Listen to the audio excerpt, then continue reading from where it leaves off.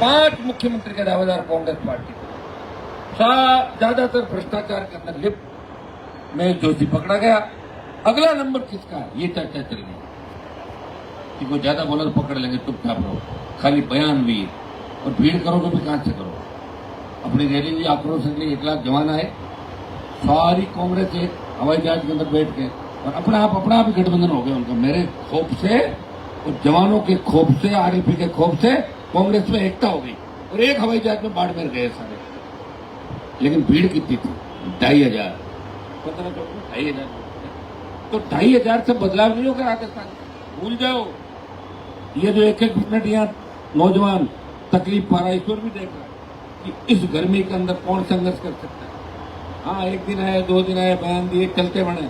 आपको पता है कि इस संघर्ष की एक नई इबादत इस शहीद स्मारक से लिखी जाएगी कि आंदोलन हुआ तो एसआई भर्ती और आरपीसी के पुनर्गठन का हुआ था, तो सबसे लंबा चला। और इनके सांसद ने लगातार बच्चों के बीच सुबह से शाम तक बैठ के परिवार की तरह हरा, और ये आंदोलन आप खुद कर रहे हो। पहली रैली थी जो अपने साधनों से आपने करी। अगर मोदी इतनी बड़ी रैली कर तो 60-70 करोड़ रुपए का डीजल लग जाए, रैली में इतनी बड़ी नहीं।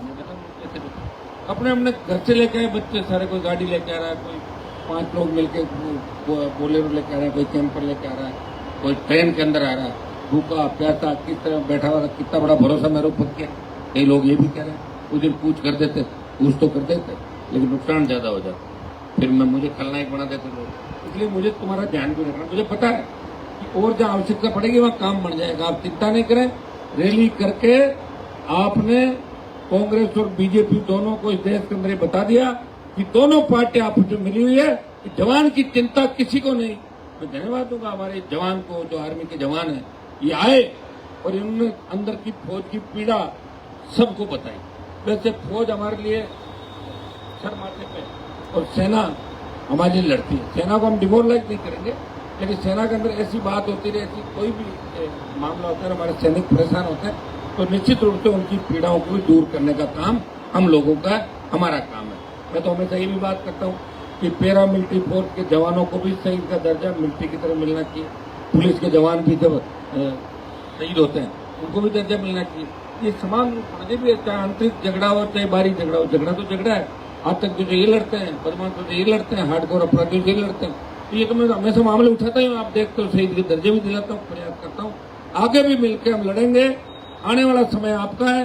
आजकल के अंदर बैठ के हम तय करेंगे कि उस आंदोलन को गति कैसे पकड़ाई जाए, ताकि आंदोलन देश भर के अंदर फैले। इस दिशा के अंदर हम अगला हमारा कदम होगा। मैं धन्यवाद दूंगा आरएलपी के जवानों का, हमारे एसआई भर्ती अभ्यर्थी 2018-21 के अभ्यर्थी, और तमाम उन जवानों का, तमाम उन मेरे भाइयों का जो लगातार इस धरना स्थल पे रोज आके और हाजिरी देते हैं और सरकार को बताते हैं हम थके नहीं, हम रुके नहीं, हम झुकेंगे नहीं। टूट सकते हैं, लेकिन भजनलाल जी इस बार आपको झुका के ही मानेंगे। जल्दी से मान जाओ, नहीं तो ऐसा ही भर्ती आरपीसी के साथ सकते हैं। ऐसा नहीं हो कि बीजेपी का भी पुनर्गठन हो जाए और आपकी छुट्टी हो जाए। इस बात का ध्यान रखो। बहुत बहुत आपको धन्यवाद। जय हिंद।